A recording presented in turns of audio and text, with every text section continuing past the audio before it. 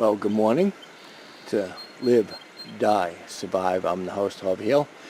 I was working on the website. Oh, is it cold out? It's 39, and it's snowing up in the mountains, which is only a little bit of ways for me, but it's coming down as really, really cold rain.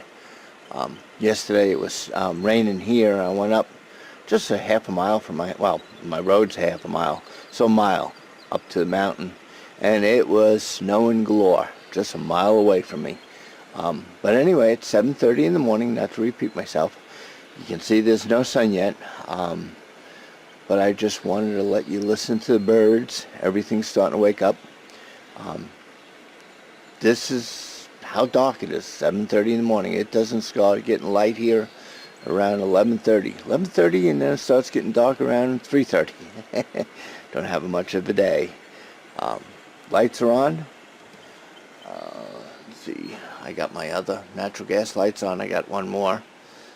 But anyway, I just figured I'd let you listen to nature, and I'll shut up.